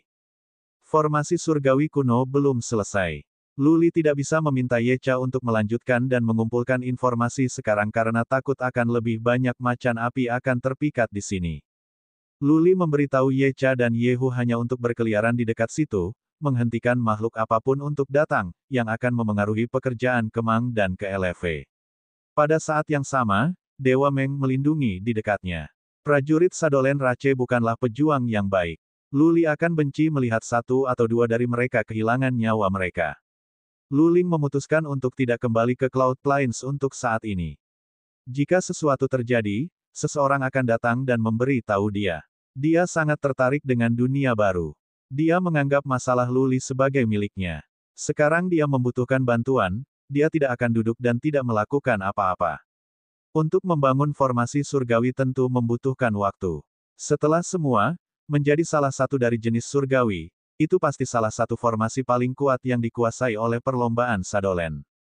Kemang, KLV dan para leluhur mereka telah bekerja selama 2 hari dan itu belum selesai. Luli tidak menyia-nyiakan waktunya. Dia meminta seseorang untuk mendapatkan lebih banyak orang untuk membangun formasi teleportasi, mengatur pengiriman air dan makanan. Dia juga berencana meminta seseorang membangun istana di sini, mempersiapkan pertempuran jangka panjang. Begitu mereka memasuki dunia baru, mereka bertemu dengan kelompok besar macan api dengan masing-masing dari mereka sekuat prajurit dari alam mulia. Berapa banyak lagi makhluk yang ada di dunia baru? Berapa banyak makhluk kuat? Luli tidak tahu. Dia harus mengambil tindakan pencegahan dan menaklukkan dunia sedikit demi sedikit. Pada hari keempat, formasi surgawi sepenuhnya. Luli dan yang lainnya berjalan keluar dari lembah untuk memeriksanya. Mereka tertegun. Berdiri di luar lembah, mereka tidak bisa merasakan keberadaannya. Itu telah menjadi gua besar yang suram. Mirip dengan ilusi di Gunung Mist, formasi surgawi telah membuat pintu masuk lembah menghilang. Mereka merasa seperti berkeliaran di dalam gua. Mereka tahu ada bahaya fatal di sekitarnya. Itu menggetarkan dan mereka bergidik ketakutan. Setelah beberapa saat, mereka berjalan keluar dari gua sebelum mereka menyadarinya. Sungguh menakjubkan. Dewa Meng mengikuti mereka. Dia memandang sekilas dan berseru, "Aku tidak bisa melihatnya. Jika aku tidak tahu bahwa ada lembah, tidak mungkin aku bisa keluar." Kuceng dan yang lainnya datang untuk melihat juga. Hulang dan Kuceng tidak bisa merasakannya. Hanya master dari masyarakat teratai yang memiliki perasaan samar, tetapi jika dia tidak memiliki pengetahuan tentang keberadaan lembah, dia juga tidak akan memiliki perasaan itu. Klan leader ke, jika kita bisa menaklukkan dunia baru, Sadolen Rache akan menerima penghargaan terbesar. Luli dan yang lainnya kembali ke lembah, dipandu oleh Kemang. Luli tidak bisa membantu tetapi berseru lagi. KLV memandang Kemang sambil tersenyum dan berkata dengan bangga, "Tidak seorang pun dari ras kita dapat mempelajari formasi kuno, tidak ada yang terpisah dari Kemang. Kami memiliki 9 formasi surgawi yang diturunkan dari leluhur kami dan kami akan menunggu dan melihat apakah Kemang dapat pelajari mereka semua. Setiap formasi surgawi lebih mengesankan daripada manusia sebelumnya. Kami memiliki 3 yang tidak hanya ilusi, tetapi juga memiliki fungsi penghancuran. Yang terkuat dari mereka semua bahkan dapat memusnahkan prajurit Realm manusia Sovereign Realm." Petik 2. Luar biasa. Semua ras kuno memiliki keterampilan dan kemampuan mereka sendiri. Ada alasan mengapa perlombaan Sadolen bisa bertahan. Tidak ada ras kuno yang bisa diremehkan. Sebagai contoh, pesona ras hak dapat digunakan untuk membingungkan orang lain dan itu juga sangat luar biasa. Dengan formasi surgawi sebagai penghalang perlindungan, semua orang merasa diyakinkan. Setidaknya, mereka bisa jatuh kembali ke dunia sepi dan menghancurkan lorong jika beberapa musuh yang kuat datang untuk menyerang. Pemimpin klan Ye, Patriark ketiga, aku akan menyerahkanmu pada sisa masalah ini. Hati-hati dan kembali jika kamu melihat ada sesuatu yang salah. Luli menoleh ke Yecha. Untuk menaklukkan dunia kecil, mereka harus mendapatkan gambaran yang jelas tentang situasinya terlebih dahulu. Jika ada makhluk kuat di sini, mereka bisa membuat rencana terlebih dahulu dan melupakan dunia. Yecha pergi dengan 2 patriark. Mereka tahu ini akan menjadi misi yang sulit. Yecha mengangguk dan berkata, "Saint Lord, jangan khawatir. Kami akan berhati-hati." Yecha pergi. Sisanya harus menunggu lagi. Lu Ling tenang. Dia duduk di tenda sementara, berkultivasi. Dia telah mengirim Hulang kembali ke awan Plains untuk melihat apakah sesuatu yang layak diperhatikan terjadi di sana. Formasi teleportasi sedang dibangun. Itu akan terhubung ke pintu masuk bagian Serenity Plains. Dengan cara ini, perjalanan sekitar akan lebih pendek. Hulang hanya perlu setengah hari untuk pergi ke Cloud Plains. Luli pergi ke tenda untuk berkultivasi, namun dia tidak bisa menenangkan pikirannya. Untuk satu hal, dia khawatir tentang Yecha dan ketiga patriark. Jika mereka bertemu dengan beberapa makhluk yang setara dengan pejuang Realm manusia Sovereign, mereka akan menghadapi bahaya besar. Untuk yang lain, Luli bertanya-tanya apakah dunia baru memiliki buah bodi. Waktu terus berjalan. 3 hari kemudian, Patriark keempat dari Qian Phoenix Rache kembali dengan beberapa informasi. Daerah di dekatnya adalah wilayah semua macan tutul api. Yecha dan yang lainnya sudah berlari ke hampir 1 juta macan tutul api. Patriark keempat lebih lambat dan wilayahnya lebih rendah. Yecha mengirimnya kembali untuk melapor dulu dan tidak membiarkannya masuk lebih dalam. Hampir 1 juta. Meng Zi, Cekar dan yang lainnya senang dengan fakta itu. Hampir 1 juta macan tutul api berarti artefak surga tingkat Suan yang banyak. Jika mereka bisa menjualnya ke Central Plains, mereka bisa mendapatkan sejumlah besar kristal Suan. Berapa banyak bahan mistis yang bisa mereka beli dengan itu? Berapa banyak pejuang kuat yang dapat memetik manfaat darinya? Luli dan Luling, di sisi lain, merasa pikiran mereka terbebani dengan kecemasan. Yecha dan yang lainnya telah melakukan perjalanan jauh dan bertemu dengan begitu banyak macan api, namun mereka belum melewati wilayah macan api.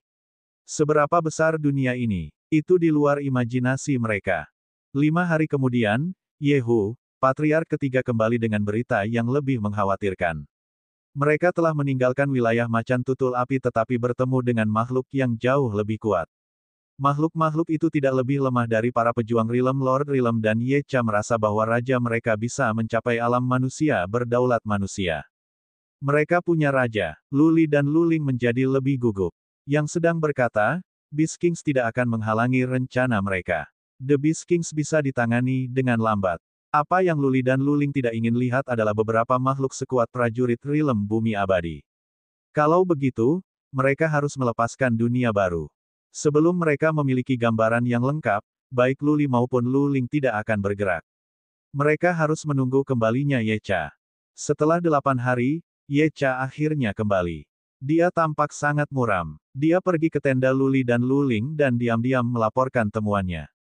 Dia pasti telah melakukan perjalanan jauh selama lebih dari 10 hari. Dia seharusnya sudah menempuh jarak setidaknya setengah awan dataran. Tapi dia masih merasa dunia tidak terbatas setelah menutupi area yang begitu luas. Dia hanya menemukan 5 spesies dengan masing-masing memiliki populasi lebih dari 1 juta. Mereka semua memiliki beberapa yang mirip dengan Beast Kings. Luling mendengar Yecha keluar. Setelah itu, dia bertanya, apakah ada tanda-tanda manusia tinggal di sana? Yecha menggelengkan kepalanya dan berkata, belum. Aku menemukan banyak barang berharga dan usianya lebih dari 100.000 tahun. Jika ada manusia, mereka pasti sudah memanennya. Baik, Luli dan Luling saling memandang, mengambil keputusan. Luling berkata, aku akan mendapatkan pejuang yang kuat dari dataran awan di sini dan Luli, kamu memobilisasi beberapa dari gurun utara. Dapatkan semua pejuang Rilem Lord Rilem di sini. Kita harus mencoba dunia tidak peduli bagaimanapun caranya. Tentu, mereka tidak mungkin melepaskan begitu banyak bahan berharga. Untuk mengumpulkan mereka, maka beberapa binatang buas harus dimusnahkan. Mengandalkan prajurit Rilem Sovereign manusia tidak akan menghasilkan efisiensi besar. Semua prajurit Rilem Lord Rilem dari dataran awan dan gurun utara harus dikerahkan di sini. Ini adalah tempat yang cocok untuk latihan juga. Jika para pejuang bisa selamat dari pertempuran mereka di sini, kapasitas mereka akan mengalami peningkatan besar. Babak 600, Taklukkan Inferno. Pada permulaannya, tidak banyak prajurit Noble Lord Rilem dapat ditemukan di gurun utara.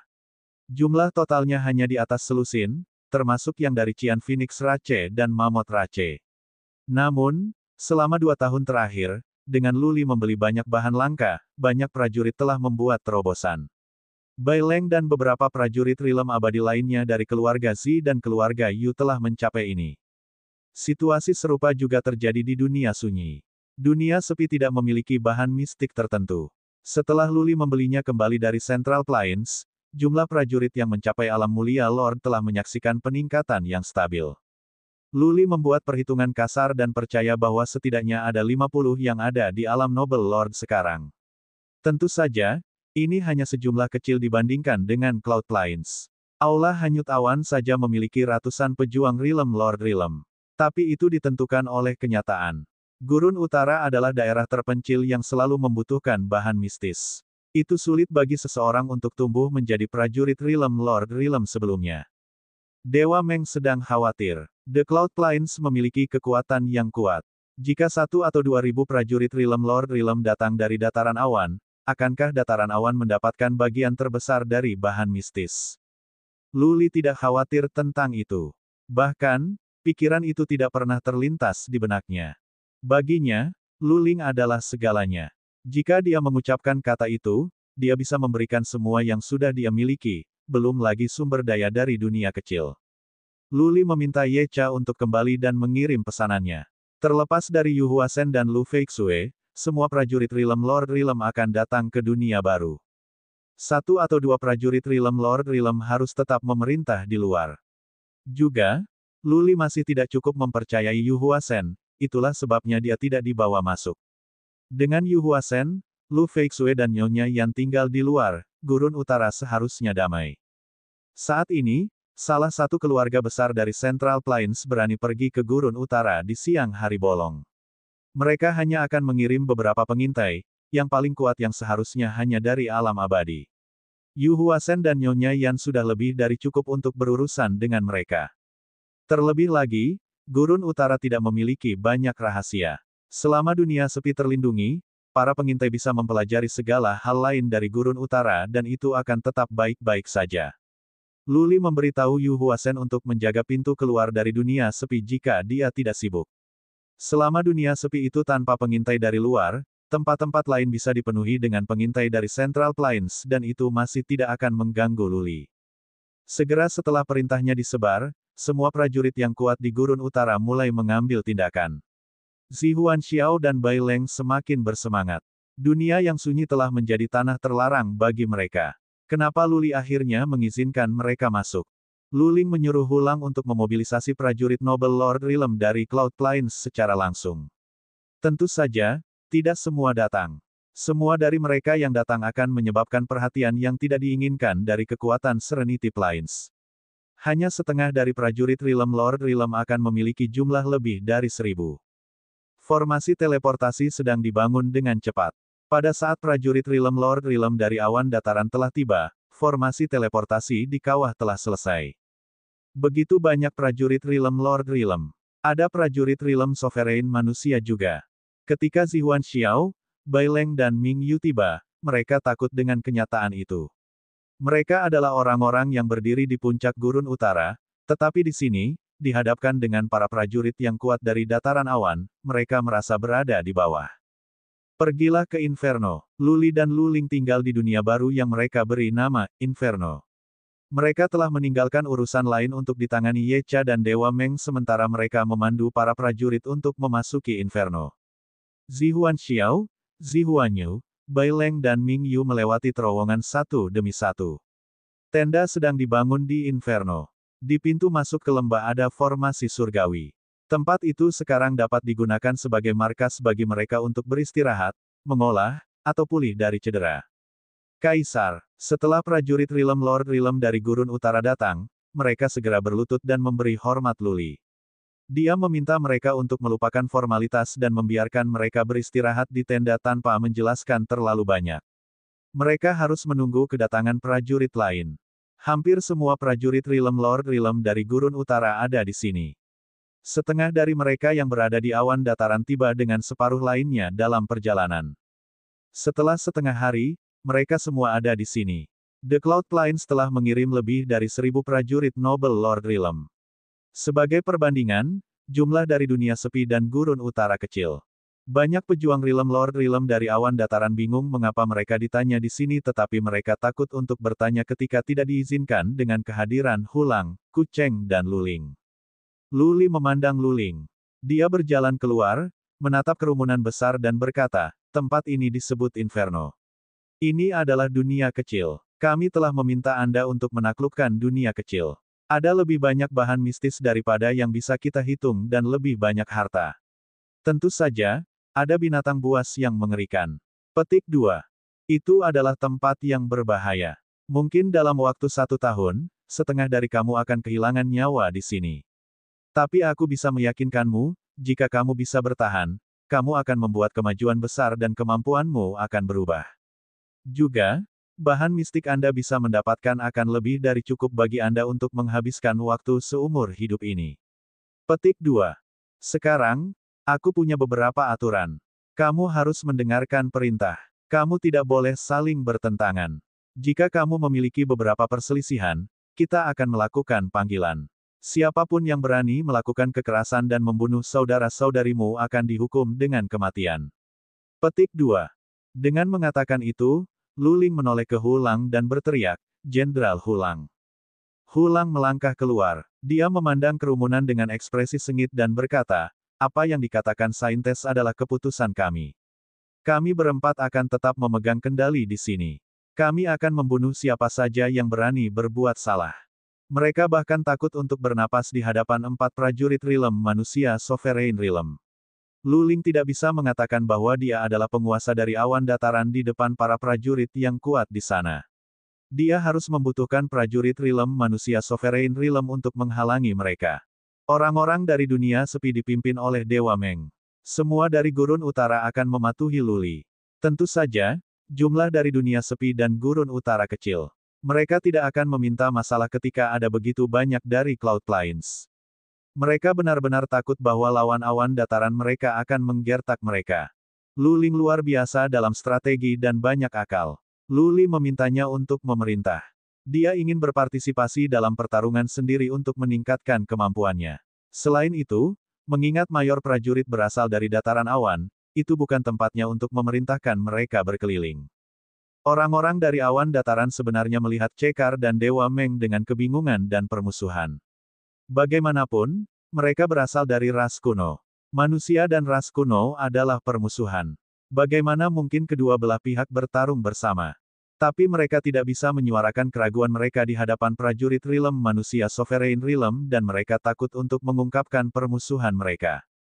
Lu Li membagi para prajurit menjadi 10 kelompok dan mereka yang dari dunia sunyi dan gurun utara berada dalam satu kelompok kalau-kalau mereka akan konflik dengan kekhawatiran awan dataran. Pada awalnya, tidak ada taktik yang digunakan. Misinya adalah membersihkan wilayah terdekat macan tutul api. Kumpulkan di pintu masuk lembah. Lu Ling memerintah. Lebih dari 1000 prajurit pergi saat dia berkata. Yecha pergi untuk memancing sekelompok fire macan tutul berakhir. Para prajurit belum akrab dengan macan tutul api. Lu Ling berencana untuk prajurit Realm manusia Sovereign Realm untuk melawan beberapa macan tutul api untuk sementara waktu sehingga yang lain bisa belajar. Dalam hal ini, kecelakaan besar akibat ketidaksiapan bisa dihindari. Para prajurit berkerumun di pintu masuk lembah. Segera, Yecha memancing lebih dari ratusan macan tutul api. Dia melambat dan hanya menambah kecepatannya lagi ketika dia tiba di pintu masuk lembah. Formasi surgawi itu cukup ajaib. Dari tempat para pejuang berdiri, mereka tidak bisa melihat ilusi.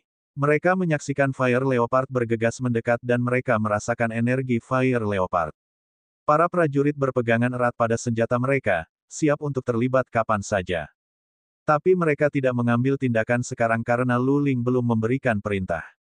Mereka juga diyakinkan oleh kehadiran prajurit Realm manusia Sovereign di depan. Para prajurit tercengang dengan apa yang terjadi selanjutnya. Setelah berjalan ke dekat pembukaan lembah, macan tutul api mulai berkeliaran.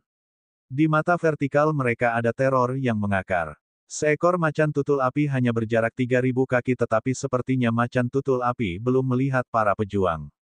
Itu terus berputar di sekitar pembukaan lembah. Hulang, Kucheng, Dewa Meng, Lian Yi, Heni, kamu sudah bangun. Lu Ling melambaikan tangannya. 5 prajurit Realm Sovereign manusia bergegas, mengkhawatirkan macan tutul api. Kemudian mereka mengepung macan tutul api. Bab 601, Tanah Harta Karun. Bang, bang, bang. Dengan force field, yang dapat mempengaruhi banyak macan tutul api, diaktifkan, 5 prajurit Realm manusia Sovereign memiliki pertarungan yang mudah. Mereka mengeluarkan senjata untuk menghancurkan dan membunuh para macan tutul api. Nonaktifkan force field, Lu Ling berkata setelah jumlah macan api yang tersisa turun menjadi sekitar 100. Dengan pengaruh force field, keganasan nyata macan tutul api tidak bisa dilihat. Dia telah memberitahu para prajurit untuk mengamati di sini agar mereka memiliki pengetahuan yang jelas tentang kemampuan macan tutul api. Setelah semua, prajurit Realm Lord Realm tidak memiliki force field. 5 alam manusia berdaulat melakukan apa yang dia katakan. Skala kekejaman para macan tutul api segera meningkat. Satu Fire Leopard demi satu berlari di sekitar prajurit Realm manusia Sovereign dalam kecepatan cepat. Tanduk mereka sangat tajam sehingga Heini, master dari Lotus Society, memiliki luka di lengannya. Cakar macan api tidak kalah tajam. Hal lain yang membuat Fire Leopard menakutkan adalah aliran udara merah yang mereka hirup. Aliran udara tidak beracun atau panas tetapi memiliki kekuatan aneh untuk memperlambat prajurit. Lu Ling melihat bagaimana yang lain bingung dan dia menjelaskan, hal yang paling menakutkan tentang macan tutul api adalah aliran udara yang tampaknya macan tutul dapat memanfaatkan kekuatan langit dan bumi untuk memperlambat musuh mereka. Ketika Anda bertarung dengan macan tutul api, kau harus mencari aliran udara. Jika kau diselimuti aliran udara, kurasa kau bahkan tidak bisa bergerak sedikit pun. Lebih dari 1000 prajurit tercengang. Betapa aneh dan mengerikannya makhluk-makhluk itu dapat memanfaatkan kekuatan dari surga dan bumi. Tidak banyak pejuang yang mempelajari makna mendalam namun makhluk-makhluk itu tahu bagaimana meminjam kekuatan dari alam. Lu Ling melanjutkan setelah jeda, saat kamu bertarung, cobalah untuk merasakan lingkungan sekitar untuk mendapatkan wawasan. Aku telah berpikir selama beberapa hari dan aku menemukan bahwa kekuatan di surga dan bumi dapat digunakan dengan relatif mudah. Dengan kata lain, hukum di surga dan bumi lebih jelas dan lebih berbeda. Saya harap setelah Anda bertarung di sini untuk beberapa waktu, Anda semua dapat mempelajari beberapa makna mendalam. Petik 2. Wow, pejuang Realm Lord Nobeem terinspirasi oleh prospek. Mereka tidak bisa membantu tetapi saling berbicara tentang hal ini. Jika mereka bisa belajar makna mendalam di sini, mereka akan merasa mendapat untung tanpa bagian bahan mistis. Baiklah sekarang, bagi 10 tim dan temukan beberapa macan tutul api untuk mencobanya sendiri. Jumlah macan api telah berkurang menjadi beberapa puluh. Lu Ling melambaikan para prajurit ke lembah. Setelah semua siap untuk bertarung, dia berteriak lagi, kamu harus belajar untuk bekerja sama satu sama lain. Hidup terlebih dahulu. Kami memiliki banyak dokter dan ramuan di base camp. Anda semua akan baik-baik saja selama Anda tidak menderita luka fatal. Petik 2. Biaya. Kata-kata Lu Ling berani dan mendorong mereka. Tidak ada yang perlu ditakuti, tidak ketika ada banyak layanan dukungan. Dalam sekejap, para prajurit mulai berlari menuju Fire Leopard. Lu Li tidak pergi bersama mereka. Dia menoleh ke Lu Ling dan bertanya dengan rasa ingin tahu, Kak, hukum alam lebih jelas di sini. Ya, Lu Ling tidak berbohong. Menatap langit, dia berkata, saya memiliki kelahiran yang ajaib dan saya memiliki perasaan hukum yang lebih tajam di langit dan bumi dan makna yang mendalam. Saya merasa hukum alam di sini lebih jelas daripada yang ada di dataran awan, gurun utara, dan sepi. Dunia, yang artinya, lebih mudah untuk mempelajari makna mendalam di sini. Petik 2. Makna yang dalam adalah representasi langsung dari hukum di surga dan di bumi. Ada banyak hukum di alam semesta. Hal-hal seperti badai, pasang surut dan petir adalah perwujudan dari hukum alam. Jika seseorang dapat belajar dari mereka makna mendalam, maka mereka akan dapat meningkatkan kekuatan langit dan bumi dan mengembangkan serangan dan teknik yang kuat. Jika Inferno memang tempat para pejuang dapat mempelajari makna mendalam dengan mudah, maka itu akan menjadi tanah harta karun. Prajurit yang bisa berada di sini akan menyaksikan transformasi kemampuan mereka. Tentu saja, ini adalah asumsi Lu Ling. Idenya harus diuji dari waktu ke waktu. Meski begitu, Lu Li sudah bersemangat. Dalam 10 tahun, keempat kekuatan akan menyerang gurun utara dan awan dataran tidak akan kebal. Rencana awal Lu Li adalah untuk jatuh kembali ke dunia sepi jika dia tidak memiliki kemampuan untuk menghadapi musuh-musuhnya dan kemudian memutuskan hubungan dengan Heaven Reverse Universe selamanya. Ini adalah pilihan terakhir, yang terburuk. Bagaimanapun, Heaven Reverse Universe adalah dunia yang menyenangkan sedangkan dunia sepi hanyalah sebuah sumur. Bagi banyak orang, itu akan mencekik dan sedih terjebak di sumur tertutup di mana mereka tidak memiliki kesempatan untuk pergi selama sisa hidup mereka. Jika, di sisi lain, mereka dapat meningkatkan kemampuan mereka di Inferno selama 10 tahun ke depan, mereka akan dapat memberikan keajaiban, untuk mempertahankan diri melawan 4 kekuatan, jika tidak mengalahkan 4 kekuatan. Ketika jumlah prajurit yang kuat dari gurun utara dan dataran awan tumbuh, mereka masih memiliki kesempatan untuk mengendalikan dataran tengah. Bang, bang, bang. Pertempuran telah dimulai. Lu Li melirik dan merasa lega dengan apa yang dilihatnya. Prajurit yang kuat telah mengambil posisi di udara untuk bertarung melawan beberapa macan tutul api yang tersisa. Itu bukan tugas yang sulit. Prajurit dari Cloud Plains bekerja sama dengan baik. Mereka telah menggunakan cara masing-masing dan telah melukai macan tutul api dalam satu gerakan. Lu Li juga puas dengan kinerja prajurit dari gurun utara. Titan Rache dan Mammoth Rache telah membentuk perisai sementara yang lain membantu dengan meluncurkan serangan. Mereka membunuh 2 leopard api dengan nyaman. Pada saat satu dupa untuk membakar, 10 tim prajurit telah mengalahkan 40 atau 50 macan tutul api. Hanya satu prajurit yang tergores oleh macan tutul api tetapi itu tidak serius. Kamucha, Lu Li memberi isyarat agar Yecha memikat lebih banyak macan tutul api tetapi tidak terlalu banyak. Tim harus belajar untuk bekerja sama. Dengan cara ini, ketika sejumlah besar macan tutul api datang, para prajurit tidak akan panik yang dapat menyebabkan banyak korban. Yecha segera memancing lebih dari 2 atau 300 macan tutul api. Dewa Meng dan prajurit Realm Sovereign manusia lainnya pergi ke depan untuk menembaki api sementara para prajurit Realm Lord Realm bekerja sama untuk memerangi macan tutul api. Luli mengamati sebentar. Itu berjalan dengan baik. Tim-tim telah memasuki alur. Mereka bisa bekerja sama lebih baik sekarang, yang membuat tugas membunuh macan tutul api lebih mudah. Terakhir kali ketika Dewa Meng dan para leluhurnya datang, banyak dari mereka terluka dan satu leluhur meninggal. Itu karena mereka tidak siap dan tidak terbiasa dengan macan tutul api. Mereka telah dilemparkan ke dalam kekacauan, menyebabkan kerugian besar. Secara teknis, macan tutul api tidak terlalu menyeramkan. Hanya aliran udara yang menyeramkan. Konon, saat dipersiapkan dan bekerja sama dengan baik, para pejuang tidak akan terbunuh. Mereka bisa menghindar dengan nyaman. Saint Lord, Kemang datang dengan beberapa patriark dari perlombaan Sadolen dan berkata, kita bisa membangun beberapa ilusi. Kita akan berbagi trik kepada mereka dengan para pejuang kita dan mereka akan dapat melihat ilusi melalui, tetapi tidak dengan Fire Leopard. Mereka adalah tidak sangat cerdas dan mereka tidak dapat memahami ilusi.